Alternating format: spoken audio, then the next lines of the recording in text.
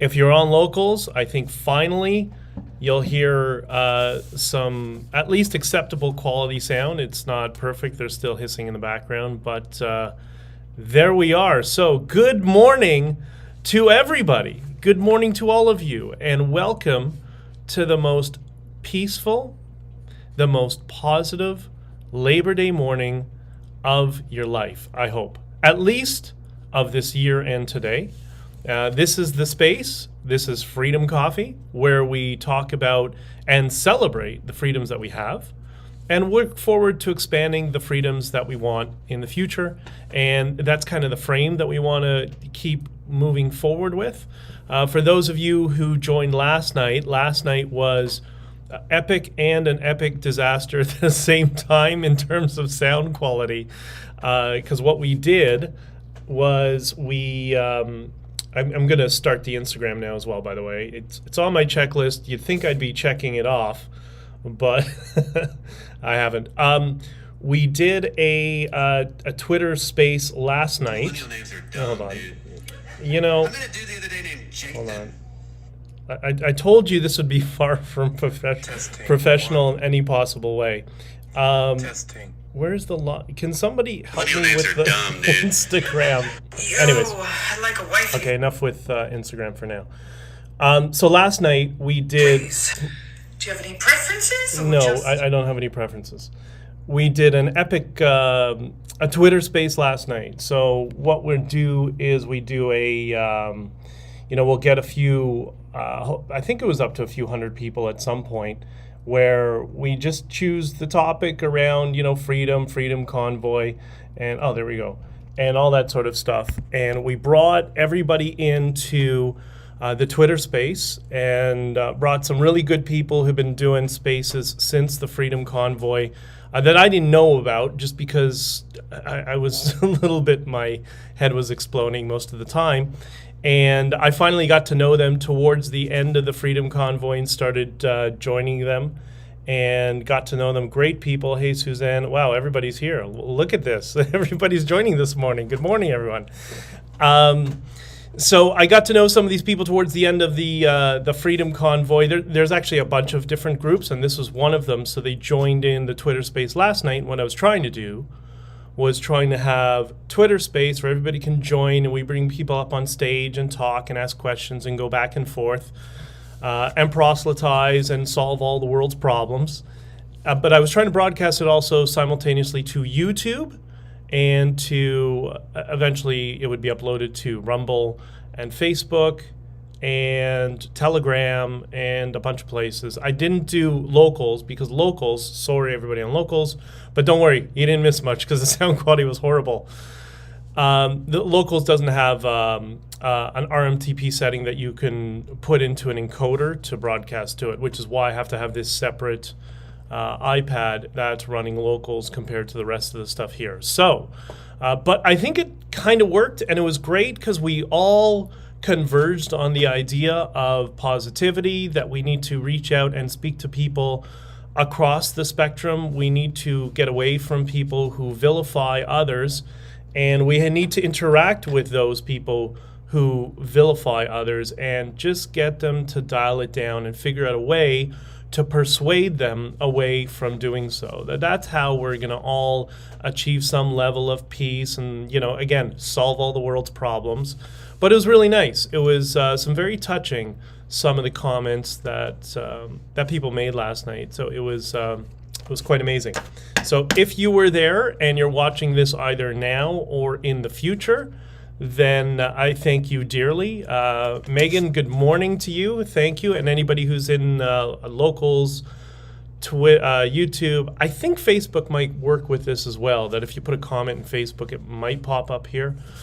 Again, I don't know what I'm doing. I'm just trying to figure it out and trying to help all of you solve the world's problems and focus on, those 4 values that we tried to, for lack of a better term, encode in people during the Freedom Convoy, which was peace, love, unity, and freedom. And if we focus on that state and, resist the state of anxiety, then it's amazing how you can reframe things in your life, and you can look at all these little issues that get thrown at you, and you can really sit back and have a positive view of the world and not allow these ancillary noises to bring you down, which is what I want to talk about today. So we were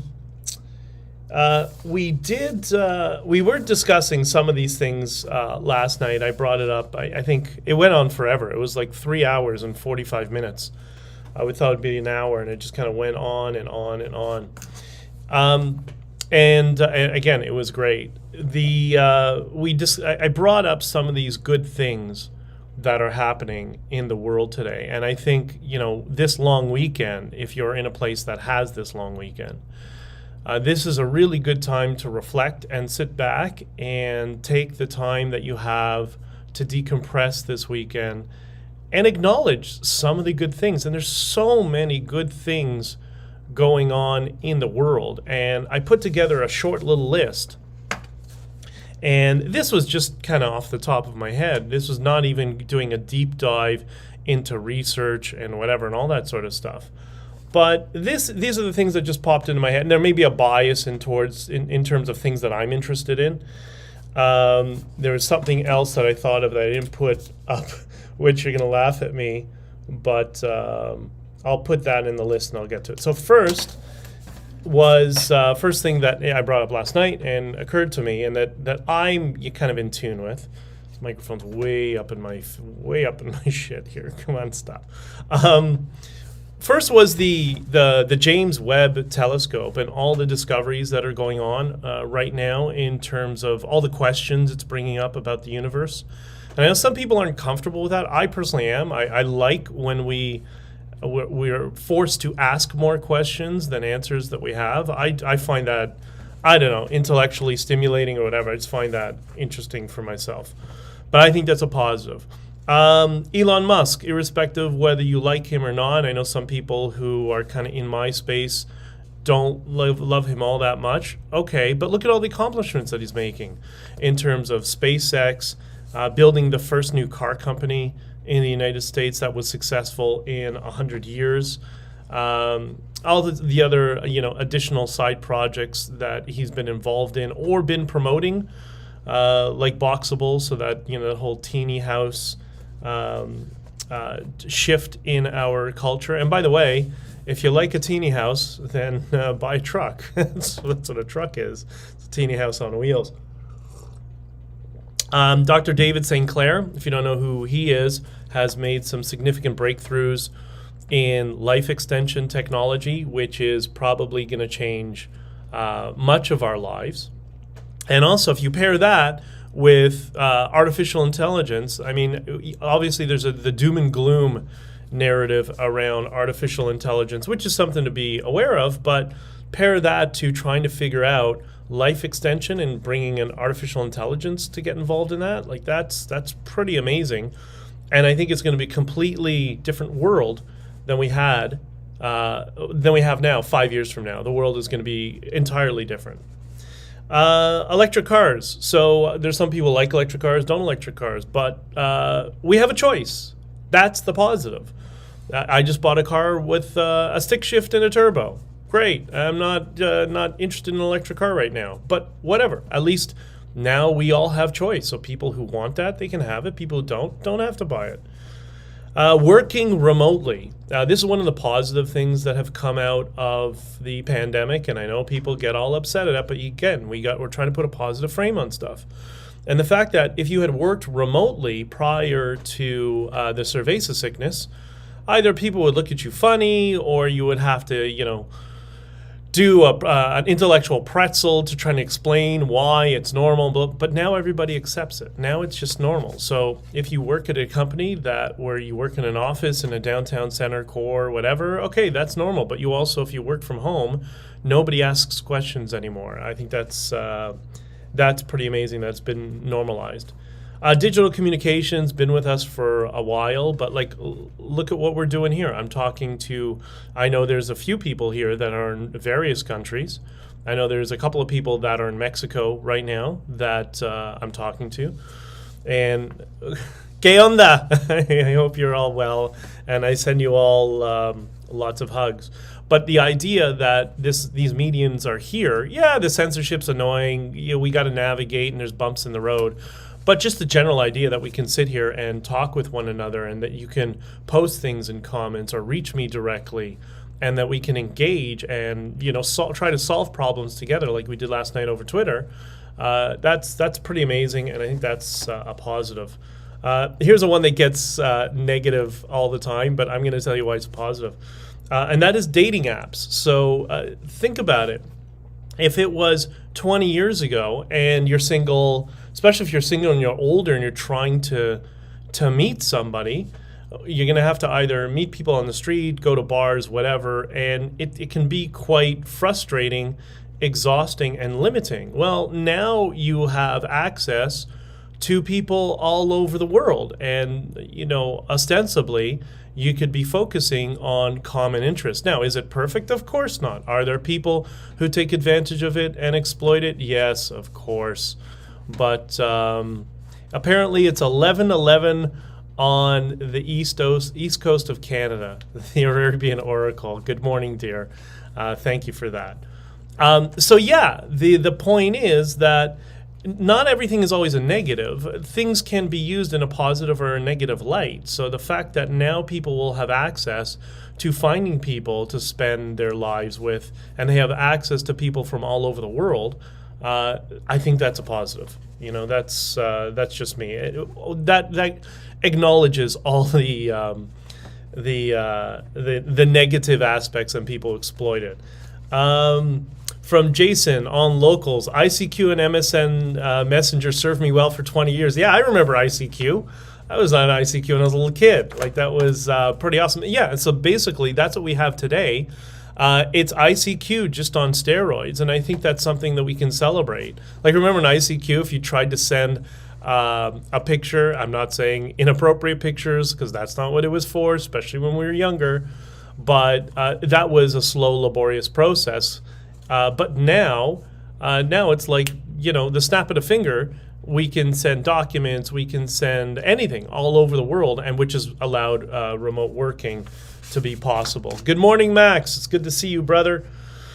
The other thing is, so for all the people who were really upset with the doom and gloom of the cerveza sickness, well, here's a positive thing. People are now speaking openly about the cerveza sickness, and now they're starting to ask questions. We knew, at least I always believed, we would get to that point. We're not going to be in this dystopian nightmare forever. There's that E.O. Wilson quote that I love, which is, the genes hold culture on a leash. So your culture and your politics can only control you so much. Eventually, genetically, the desire to be free is going to go overcome all of that stuff. And that's what's happening right now. And the other benefit is now the truth, whatever that is, seems to be coming out in some way, shape, or form. There's different people that are now looking at all the data and everything that happened and what could have been done. You saw even Mr. Gates has now come to the realization that lockdowns were probably not a good thing. So people are starting to wake up and realize that things were not done the way they should, which would hopefully protect us in the future, at least for the next 100 years or so, until we start to forget again. But it's going to go into the pile of the lessons of history, and it'll stick with us for quite a while. So I don't think we're going to be going into any more lockdowns, any of that stuff, anytime soon. We can. Oh, here's another one. We can read or listen to a book at any time we want. Like when I go, the days that I go out I go down to the U.S. I have it set up that I have. I don't know why I have 3 cell phones in my life right now, but I have 3 cell phones, and my e-logs and all this. Everything is kind of set up on the dash. I got these Skull Candy headphones that they allow the background noise to come through, but muffled, so I can hear the truck. I can hear if there's any problems. But I plug in and I listen to podcasts or books all day long. I've gone through so many audiobooks, and I'm one of those people who has a more bias towards audio. So I absorb more when I listen as opposed to when I read, which is odd. So for me, it's amazing, and that's something books didn't exist 20 years ago. So that's a positive. Here's another one. Is for a segment of the audience, which I think is 53%.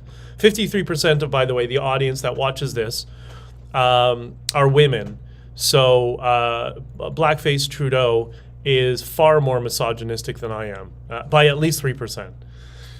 This is makeup. So guys may not, understand this so much, but I've had women who I'm friends with explain this to me, that the cost of makeup has, compared to a generation ago, let's say 20 years ago, has not only significantly plummeted, but the amount of availability, the amount of selection and choice, there's never been so much choice in the makeup industry through companies like, I guess, MAC, and what's the other one she told me? Oh, Sephora. That's why those stores are so big, because if you go back 20 years ago, it's nowhere near the capacity what we have. So if you're into makeup, apparently, from what I'm told, it's amazing. And Arabian Oracle, skincare as well. That's true. There's so much more choice and availability. Like, I'm somebody, when I was young, I had eczema, and over many years kind of figured out how to really control it. But the amount of different creams or whatever you want to call them that you have to put on your skin, I don't have it. It's gone away now at this point. I got it treated enough. There's so many different vitamins, access to vitamins that didn't exist anymore. Didn't exist in the past. So that's a positive thing. So skincare and makeup. The fact that you can have just about anything at any time if you really wanted. I know there's a lot of people who don't like Amazon for obvious reasons, and I'm not a huge fan. Amazon, eBay, but all sorts of companies deliver stuff online. And so, for example, I couldn't get the sound quality on locals functioning properly with the mic. So did a little bit of research, found it on Amazon, boom, had it the next day and a half. Okay, fine. But here we are, problem solved. Problems are getting solved almost instantaneously.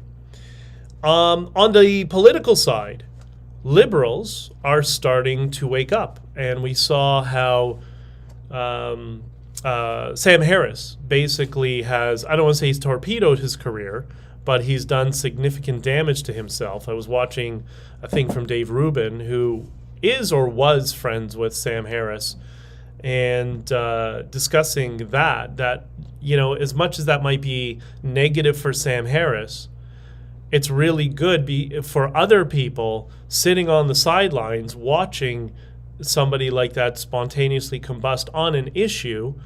And that kind of helps wake them up to think, wait, I didn't sign on for that. And it reminds me of a podcaster who was on his podcast during the Freedom Convoy. Used to be called Beauty and the Beta. Now it's called The Matt and Blonde Show. Hey, Sid. And Matt explains that he was like a bleeding heart liberal. He was definitely on the liberal side. He was a Democrat in the United States. He was pro-Hillary, I'm with her, all that sort of stuff. Yeah, Trump is whatever pejorative they used. And he went to an event, and they managed to shut down the event where Trump couldn't speak. And that, for him, was the wake-up moment. And he said, whoa. I don't like him either, but he gets to speak, so we know what he thinks or what he says. We need to know what everybody thinks so we can contextualize them honestly.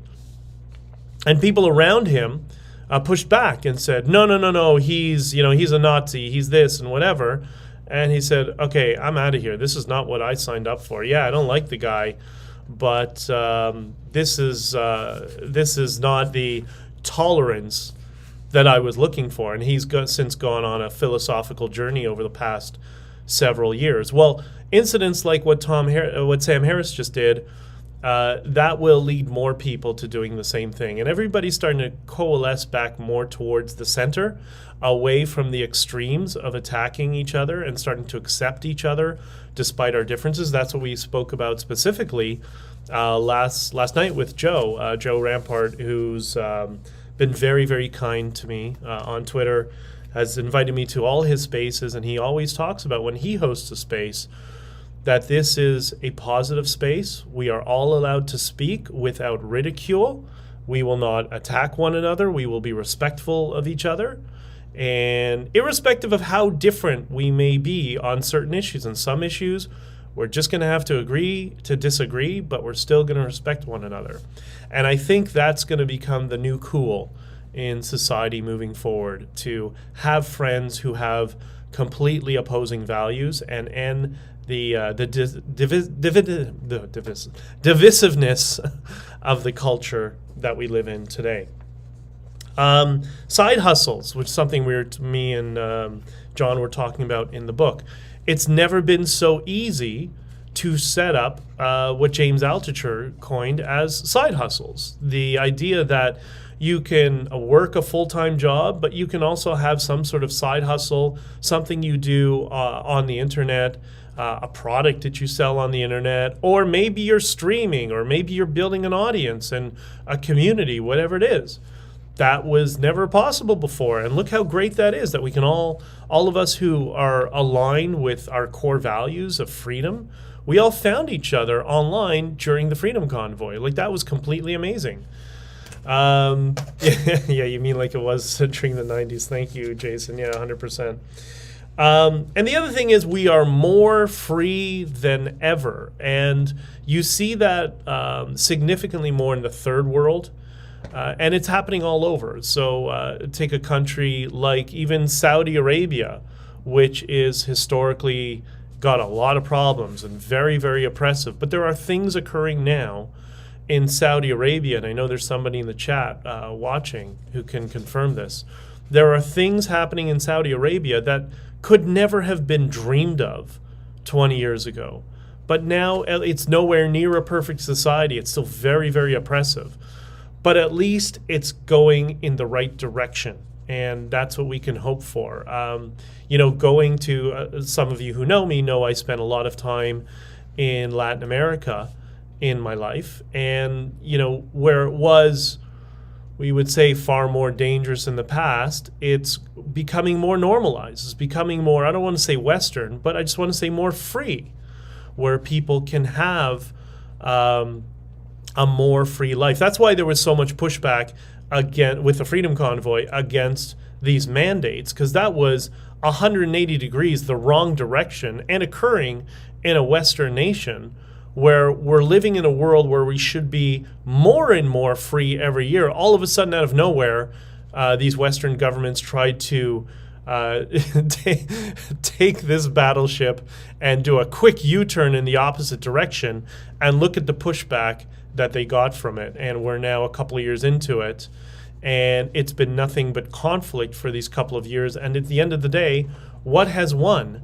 Freedom. Freedom has won. And we see that in Canada as we're going towards an inquiry and a commission where the government needs to prove their case that what they did was not in violation of constitutional law. So the point is, we've never been so free. We've never had so much access to new friends and new social circles all over the world.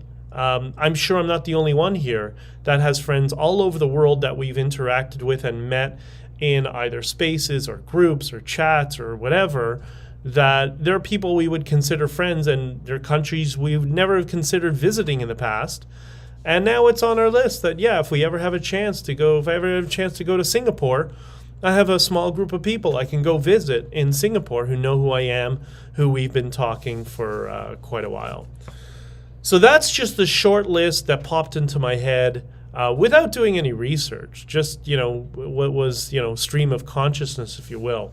So I think we have so much more to be thankful for and to be positive for than to be negative for. All the negativity that we see, the political stuff, that's all the noise in the background. At the end of the day, the government will do what we tell them to do. It's just a matter of reaching the people in your community, in your neighborhood, your friends and your family, and over time persuading them that wearing a face diaper outside in the middle of summer when there's no one around is completely ridiculous, and you might have been a little bit persuaded with some brainwashing. And those people are starting slowly to wake up. There's always going to be a small element of people that live in constant fear. And I think that's kind of a mental illness, an underlying mental illness that they have. But the vast majority of us, 99.9999% of us, are going to move back because, again, the genes hold culture on a leash. The other thing I wanted to mention something about Bitcoin. For some of you know that I am a fan of Bitcoin and have mentioned it many times. And Bitcoin was the Freedom Convoy. I think will come down as a pivotal moment for Bitcoin. People don't notice it, or don't understand it now, but in 20 years from now, it'll be seen as kind of the moment where it proved its use case. And as such, we are writing a chapter about the Bitcoin experience during the Freedom Convoy in my book, which will be out before Christmas and is quite long, actually. But it's great. It's I promise you, I don't think you'll be disappointed. Is it a classic? No, but it's pretty good. Well, maybe it is a classic. Maybe it will be. I mean, the writing is amazing because I have somebody who's brilliant who is teaching me and helping me and teaching me everything. So it's great. Anyway, so Christine Anderson, who was the European MEP, who was quite forceful with Prime Minister Blackface Diversity on his oppression of free and Canadian citizens and freezing their bank accounts without them having been charged with any sort of crime whatsoever. She said, just came out of nowhere, Bitcoin is increasingly becoming a problem for the Brussels ban fanatics, but primarily because it makes the ECB's disastrous monetary policy and the EU's economic policy increasingly clear. And then she attaches a statement where she expands on that idea. So when you start to have people, and this is transcending politics, this is not left or right. This is occurring with people across the political spectrum, because at the end of the day, the first thing they teach you in politics when you become a candidate is everyone cares about their money, and that's just the reality, because money is the energy of our labor insulated and stored. So of course we all care about it, and more and more people are starting to understand what Bitcoin is. It's complicated. Took me a while to understand it, but I finally got it. You can understand it superficially, but to really grasp it philosophically, that actually takes a while. And the idea that it's completely free, that it's not controlled by any government, it's not controlled by any company, any entity. It's like it's almost like, I've said many times, trying to ban Bitcoin is like trying to ban the cerveza sickness. So we'll just leave it at that. That's all for today. If you haven't followed me on Substack, BJdichter.substack.com. I'll have something up, I think, this week. Like I mentioned in a previous one, I'm trying not to bombard people with emails and all that sort of stuff. But there's a few that are in the queue right now. Follow me on Twitter and Getter, at BJdichter.com, for as long as I'm on Twitter. I don't think I'll get banned, although I think I'm shadow banned right now, apparently. But whatever, that's why I use multiple platforms. Minds, BJdichter.com. Minds is like a Facebook alternative. I wish more people were on that, because I think it's a really great platform. It just needs more engagement. Instagram, which some of you are on right now, that bjd.online on Instagram, and on Locals and on Rumble. On Locals, it's honkingforfreedom.locals.com, which is here. So that's this screen right there. I'm going to be, over time, moving towards more exclusive content on Locals, and there's going to be a reason for that. You'll see over time why that is. But for right now, you can subscribe for free if the promo code works. It works for some people. It doesn't work for other people. I don't know what the problem is. The promo code is the word free in capital letters, so FREE 6, and that should allow you to access the Locals community and join and participate in the in the live streams and post your comments. That's kind of the idea. A work in progress, like I said, I haven't had the hundreds of hours I would need normally to set up a podcast. I'm just kind of doing this on the fly as a live stream, which I know nothing about.